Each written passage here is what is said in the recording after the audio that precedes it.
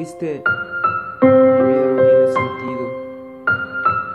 Simplemente me siento y me acuesto y no paro de dejar tus fotos, aunque me hagan daño, pero te fuiste con él, lo acepto, te perdí. Cuando te fuiste con él, te llevaste mi corazón. Cuando te fuiste con él, te llevaste todo de mí, todo mi amor. Te llevaste dentro de ti, aunque no creo que haya sentido lo mismo que yo sentí por ti. Pero me vas a recordar cuando veas de que no es el mismo, cuando veas de que yo seré feliz y tú vas a caer en un abismo y vas a querer volver, pero ya no estaré. Sin embargo me marcharé lejos de ti, mujer.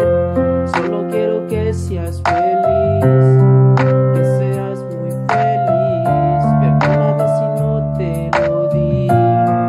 Sin embargo todo te lo di, todo te lo ofrecí, todo te lo entregué a ti, porque quería amarte, quería hacerte muy feliz. No entiendo por qué te marchaste de aquí, te fuiste de aquí, te marchaste de aquí, me dejaste solo muriendo, aquí con este dolor sufriendo. Te marchaste y te fuiste, no entiendo la razón por la cual de mi vida decidiste irte. Mi corazón en dos pedazos lo partiste, mi alma no se resiste. Sin embargo tú te fuiste, pero habrá otra persona que me ame aunque tú no lo hiciste. No entiendo por qué es que te corrompiste, me has hecho pensar de que tú para mí no existe.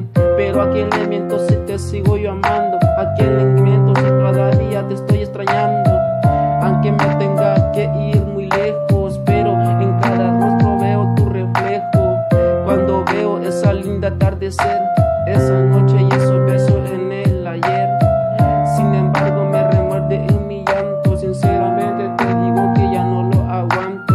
Sinceramente creo que yo estoy soñando, pero a la misma vez no puedo dejar que todavía te sigo amando. No puedo ocultarlo, pero te fuiste con él, ya solo vivo soñando.